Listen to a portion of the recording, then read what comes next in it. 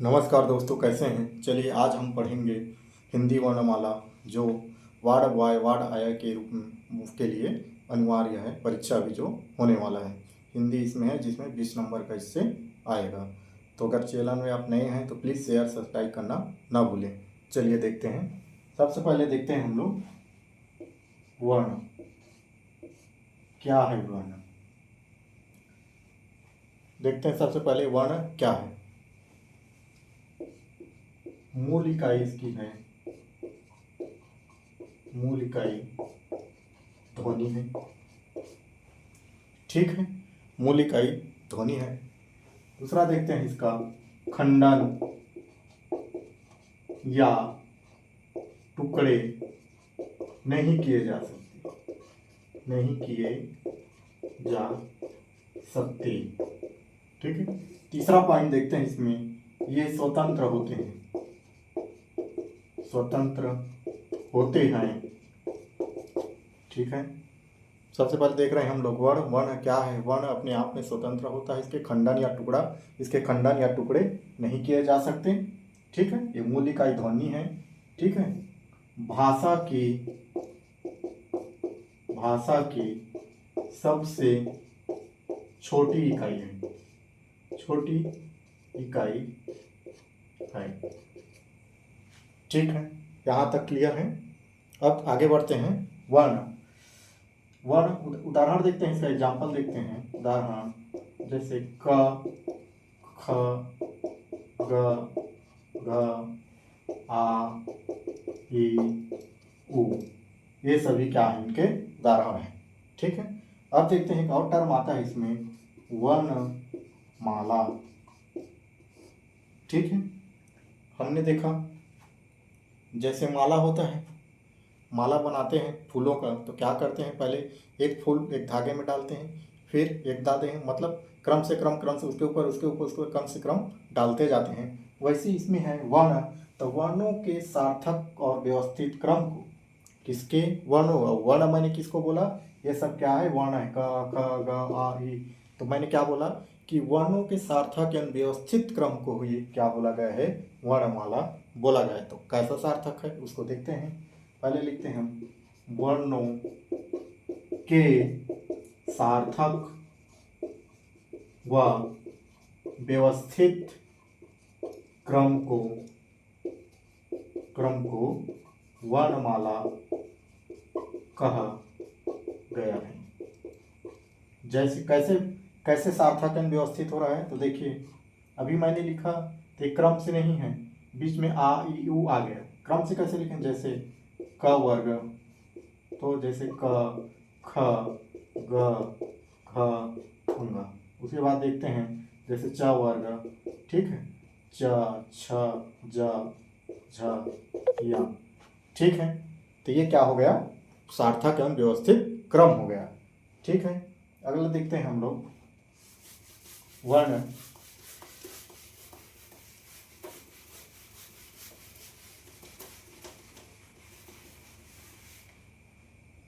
ये वर्ण दो टाइप के होते हैं, स्वर वर्ण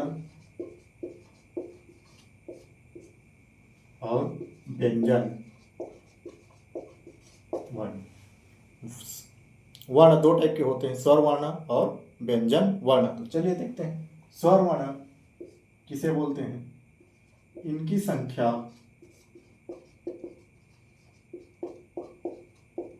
11 होती है, स्वतंत्र रूप से उच्चारण होता है।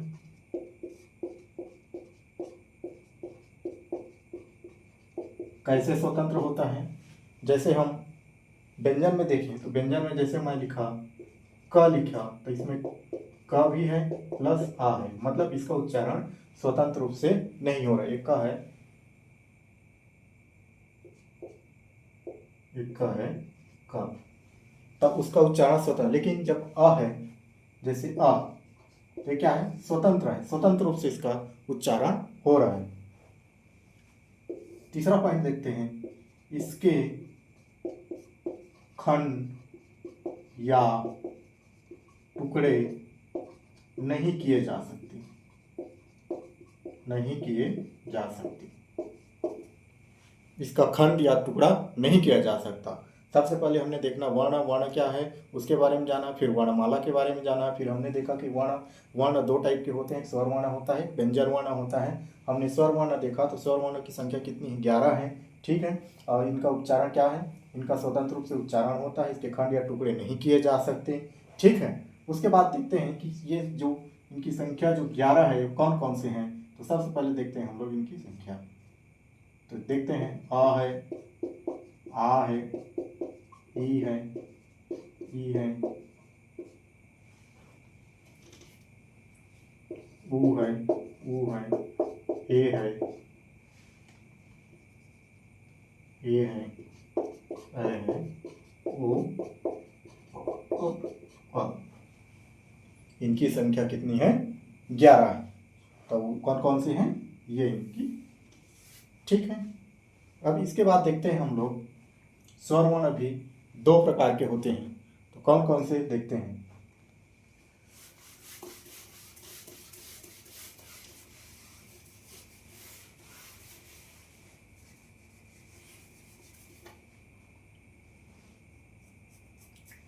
पहले देखते हैं स्वर वर्ण मात्रा के आधार पर, मात्रा के आधार पर।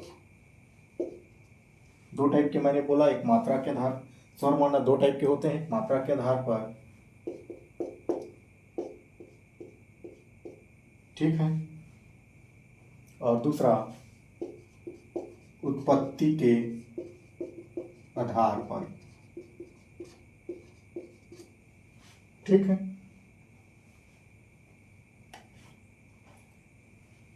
स्वर वर्ण मात्रा के आधार पर क्या है, इसका वर्गीकरण कर रहे हैं और इसका वर्गीकरण। ठीक है, दो टाइप के हैं स्वर वर्ण के। स्वर वर्ण के वर्गीकरण दो टाइप के हैं, एक मात्रा के आधार पर और दूसरा उत्पत्ति के आधार पर। ठीक है, पहले देखते हैं हम लोग मात्रा के आधार पर। मात्रा के आधार पर ये तीन प्रकार के होते हैं, तीन प्रकार के। क्या क्या है, पहला है हर्ष स्वर है, पहला हर्ष स्वर, और दूसरा है दीर्घ स्वर, और तीसरा है अपना प्लुत स्वर। ठीक है, पहले हम देखेंगे हर्ष स्वर। हर्ष मीन्स क्या होता है, पहले इसका अर्थ समझेंगे। हर्ष मीन्स छोटा, दीर्घ मीन्स बड़ा। ठीक है, देखिए हर्ष स्वर क्या है, जिनके उच्चारण में, जैसे हम लोग हर्ष स्वर, जिनके उच्चारण में, जिनके उच्चारण में कम समय लगता है, कम समय लगता है, जिनके उच्चारण में कम समय लगता है उसे हर्ष स्वर बोलते हैं। इनकी संख्या की बात करें हम लोग तो इनकी संख्या कितनी है, 4 है। ठीक है, कौन कौन से है देखते हैं। संख्या में है आ है,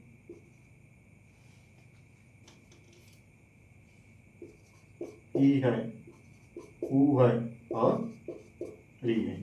इनकी संख्या कितनी है, 4 है। और कौन कौन से है, ये है आ है, ई है, ऊ है और री है। ठीक है, यहाँ तक क्लियर। जस्ट इसके अपोजिट होगा दीर्घ स्वर। ठीक है, इसमें कम समय लगता है तो इसमें ज़्यादा समय लगेगा। तो इसमें क्या होगा, उच्चारण में ज़्यादा समय लगता है। ठीक है, इनकी संख्या कितनी है, इनकी संख्या 7 है। कौन कौन से है, इनको छोड़ के जो बच गया वो 7 हो। उदाहरण में देख लो, उदाहरण की संख्या देख लो कौन कौन से हैं। तो हो जाएगा आ हो जाएगा, बड़ी ई हो जाएगा, बड़ा ऊ हो जाएगा। ठीक है, ए हो जाएगा, ऐ हो जाएगा, ओ हो जाएगा और औ हो जाएगा। काउंट कर लेते हैं, 1 2 3 4 5 6 और 7। कितनी है इनकी संख्या, 7 है। ठीक है, उसके बाद देखते हैं हम लोग प्लुत स्वर। क्या है प्लुत स्वर, तो इनके उच्चारण में हर्ष स्वर की भांति ज़्यादा समय लगता है, मतलब इसमें कम समय लगता है और इससे ज़्यादा समय इसमें लगता है। तो यही बोला गया है कि वर्णों के उच्चारण में हर्ष स्वर से ज़्यादा समय लगता है, हर्ष स्वर से ज़्यादा समय लगता है। इससे हर्ष स्वर से ज़्यादा समय लगता है तो उसे प्लुत स्वर बोला गया है, प्लुत स्वर बोला गया है। ठीक है, उदाहरण में देखें जैसे राम, इसे चिन्ह ऐसा एस टाइप रहता है, उससे निरूपित करते हैं ना, मां। ठीक, समझ आ गया। अगर एग्जाम में आएगा तो कैसे आएगा, 4 ऑप्शन दे देगा। कैसे ऑप्शन दे देगा, निम्न में से कौन कौन हर्ष स्वर है, हर्ष स्वर है। तो कैसे देगा, हर्ष स्वर दे देगा। एक ऑप्शन ए में मान लो आ दे दिया, बी में का दे दिया, मान लो ए दे दिया, सी में क्या दे दिया, वो दे दिया। ठीक है, और डी में दे दिया आपको ई। अब आपको आइडेंटिफाई करना है कि इसमें निम्न में से हर्ष स्वर कौन है। तो हम जान रहे हैं कि हर्ष स्वर हमारा कौन है, 4 है। ये हमको याद रखना, जो बाकी बच गया वो क्या है, दीर्घ स्वर। तो आंसर इसका होगा ए वाला। ठीक है, अगर वैसी जस्ट अपोजिट निम्न से कौन दीर्घ स्वर है या दीर्घ स्वर को पहचानिए करके 4 ऑप्शन दे गया, तो हमको इन चारों को छोड़कर जो बाकी बच गए वो क्या है, ना दीर्घ स्वर है। ठीक, चलिए अब देखते हैं हम लोग मात्रा के आधार पर तो हो गया। अब देखते हैं हम लोग उत्पत्ति के आधार पर वर्गीकरण किसका, स्वर वर्ण का।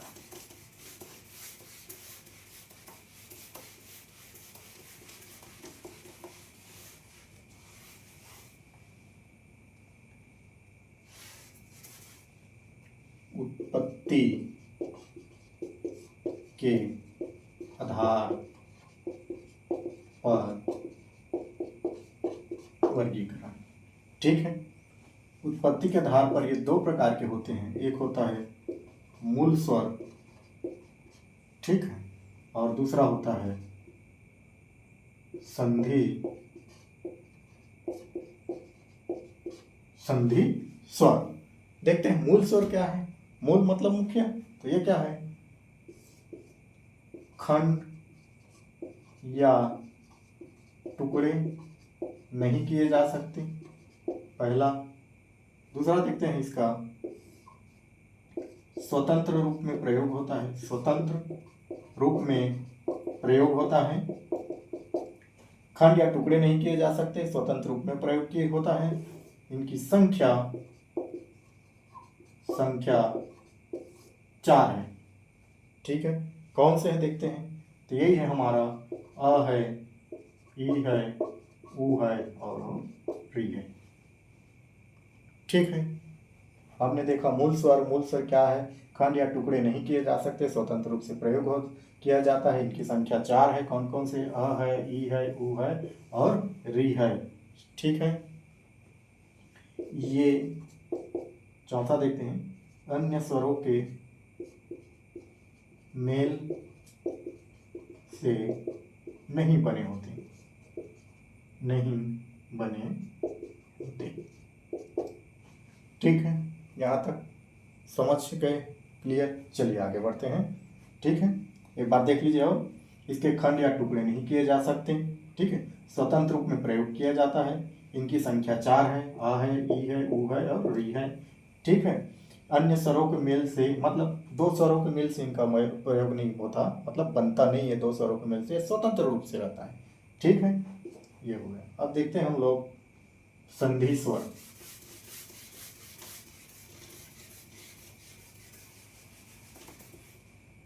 ये 2 टाइप के होते हैं संधि स्वर। कौन कौन से है देखते हैं हम लोग। पहला देखते हैं हम लोग संयुक्त स्वर, और है दीर्घ स्वर। संयुक्त मतलब क्या है, जुड़ना। ठीक है, तो इसमें इसका परिभाषा देखते हैं। इसका सबसे पहले 2 स्वरों के दो स्वरों के मेल से या स्वर वर्णों के मेल से, दो स्वर वर्णों के मेल से जो स्वर बनता है उसे संयुक्त स्वर कहा जाता है। ठीक है, ठीक है, यहाँ तक समझ आ गया। अब देखते हैं इनकी संख्या कितनी है, 4 है। कौन कौन से हैं तो देखते हैं हम यहाँ इनकी संख्या देखते हैं हम लोग। ए है, ऐ है, ओ है और औ है। ठीक है, संयुक्त मतलब जोड़ लगाओ, मतलब दो स्वर वर्णों के मेल से जो स्वर बनता है उसे संयुक्त स्वर कहा जाता है। इनकी संख्या 4 है। तो देख लीजिए, ए है, ऐ है, ओ है और औ है। कैसे संयुक्त हुआ है तो देखते हैं, दो स्वरों के स्वर वर्णों के मेल से। ये स्वर वर्ण सजाती या विजाती, तो इसमें होगा विजाती। दो विपरीत स्वरों के मेल से। कैसे, देखिए आ का देखते हैं हम लोग, तो आ प्लस ई मिलकर क्या बना है, ये क्या बना है, ए बना है। ठीक है, मतलब देखिए विजाती कैसे हुआ, आ अलग हो गया और ई अलग हो गया। ठीक है, तो ये विजाती होगा। ठीक है, तो यहाँ पर हम लिख भी सकते हैं, दो विजाती स्वरों के मेल से जो स्वर बनता है उसे क्या बोला गया है, उसे संयुक्त स्वर बोला गया है। ठीक है, चलिए अगला देखते हैं, ए। ठीक है, ए बना है। ठीक है, अब बोला है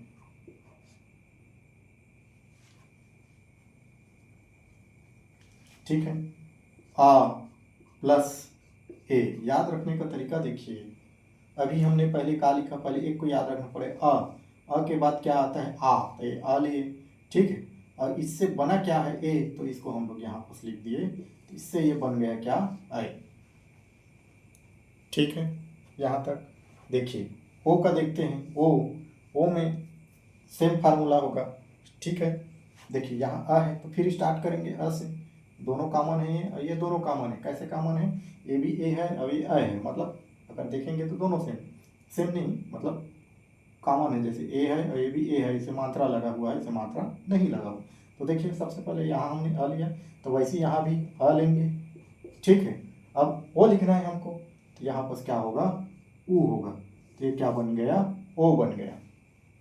ठीक है, उसी प्रकार अब देखते हैं हम लोग, अ धन ओ मिलकर क्या बन गया, औ बन गया। ठीक है, कैसे, यहाँ पर हमने किया था ना, आ के बाद आ, तो यहाँ पर भी आ के बाद आ करेंगे और इससे क्या बना है, ओ बना है, तो ओ को यहाँ पर लिख देंगे। मतलब देखेंगे कि एक दूसरे से क्या है, कनेक्टेड है। कैसे कनेक्टेड है, जैसे आ के बाद इधर हो गया, फिर यहाँ से यहाँ हो गया। अगर देखेंगे तो कैसे होगा, एक त्रिभुज बन रहा है, ऐसे करके एक त्रिभुज बन रहा है। ठीक है, याद रखने का तरीका। चलिए एक बात देखिए इसको, दो विजाती स्वरों के मेल से जो स्वर बनता है उसे क्या बोला गया है,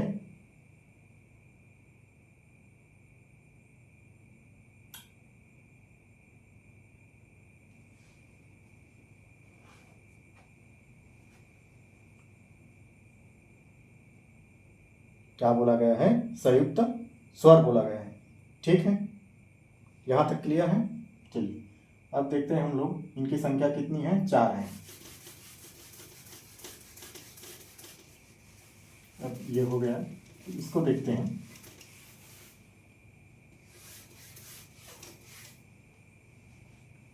ठीक है, इसमें लिखेंगे हम लोग, अभी हमने देखा संयुक्त स्वर जस्ट अपोजिट हो जाएगा दीर्घ स्वर।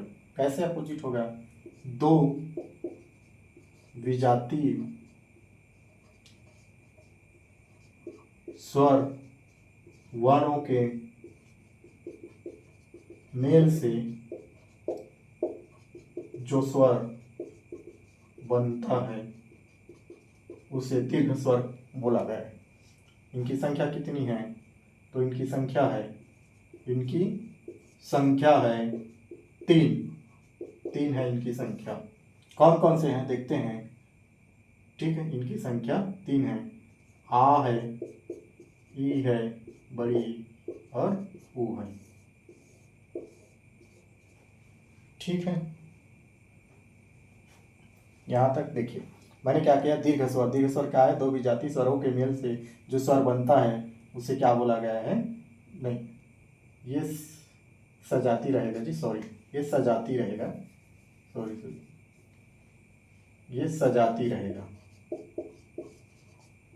ठीक, दो सजाती स्वर वर्णों के मेल से जो स्वर बनता है उसे क्या बोला गया है, दीर्घ स्वर बोला गया है। दीर्घ मीन्स क्या होता है, बड़ा होता है, मतलब दो छोटे छोटे स्वर मिलके क्या बड़ा स्वर बनाते हैं तो उसे क्या बोला गया है, दीर्घ स्वर बोला। कैसे मिलके बनाते हैं तो देखते हैं।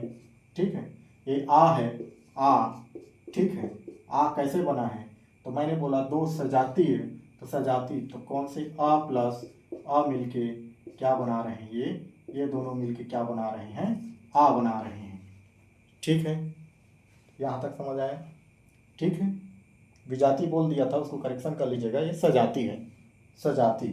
उसके बाद देखते हैं ई, ई बड़ा ई, उसके बाद हम देखते हैं ई, तो छोटा ई प्लस छोटा ई मिल के क्या बना रहे हैं, बड़ा ई। मतलब यहाँ पर देखो दीर्घ, दीर्घ मीन्स बड़ा, तो देखो ये छोटा ई है, छोटा ई दोनों मिलके क्या बना, बड़ा, मतलब दीर्घ बना रहे हैं। याद रखने का तरीका है, बड़ा बना रहे हैं, दीर्घ बना रहे हैं, तो इसे क्या बोला गया है, दीर्घ स्वर संधि। उसी प्रकार देखिए ऊ में क्या है, ऊ प्लस ऊ मिलके बड़ा ऊ बना रहे हैं। ठीक है, इसमें भी सेम चीज है, ये बड़ा। ठीक है, यहाँ तक क्लियर। चलिए आगे बढ़ते हैं, कुछ टर्म देखते हैं इसमें और।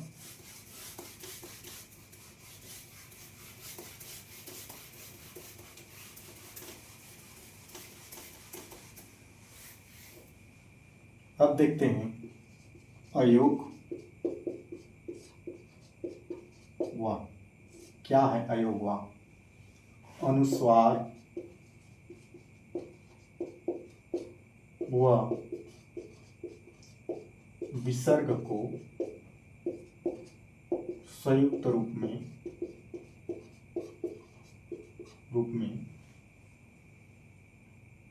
अयोग व कहा गया है,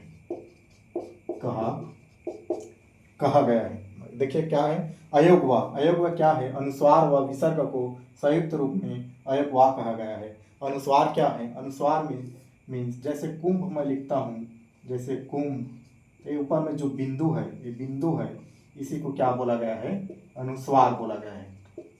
समझाऊंगा मैं डिटेल में। विसर्ग क्या है, विसर्ग जैसे प्रातः लिखता हूँ, प्रातः, तो यहाँ पर दो बिंदु लगता है, तो इसे क्या बोला गया है, विसर्ग बोला गया है। अब ये एक को अलग से समझेंगे, पहले देखते हैं।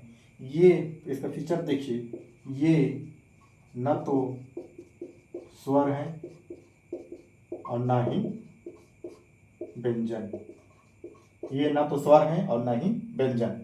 ठीक है, इनका प्रयोग स्वर व व्यंजन के बाद होता है। ठीक है, यहाँ तक क्लियर है। चलिए देखते हैं, अनुस्वार का भी करके देखते हैं। ठीक है, पहले मैंने बताया संयुक्त रूप में दोनों आ गया। ठीक है, इनका पहचान चिन्ह ऐसे बिंदु रहता है और इसका है ऐसे हाथ। ठीक है, अब देखते हैं अनुस्वार को। ठीक है, यहाँ तक क्लियर है, आगे बढ़ें। चलिए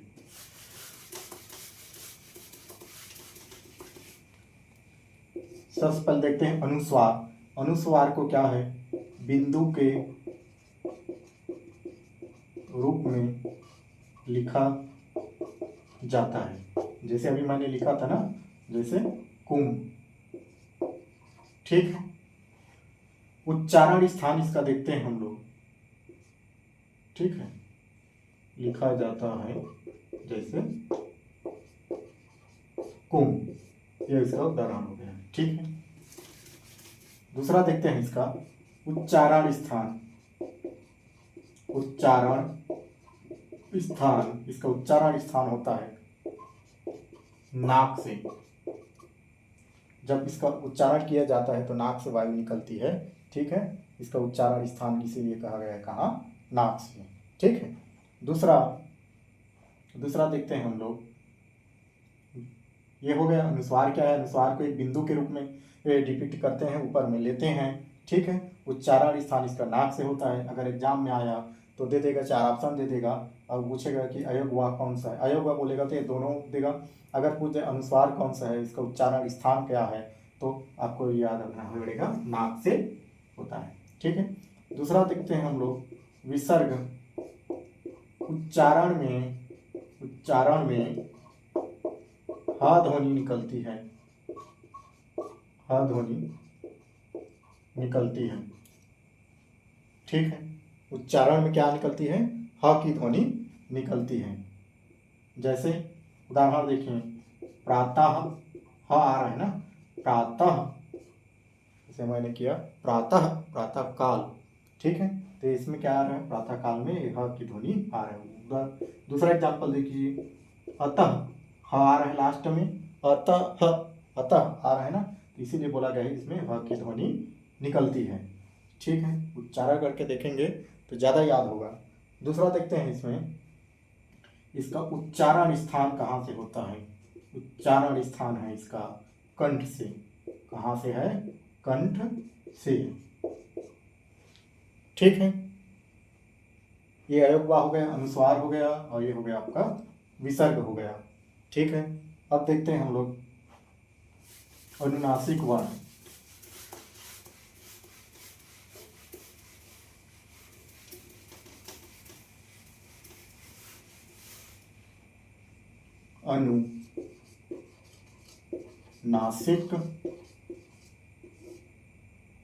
अनुनासिक वर्ण क्या है? अनुनासिक वर्ण तो देखते हैं, ये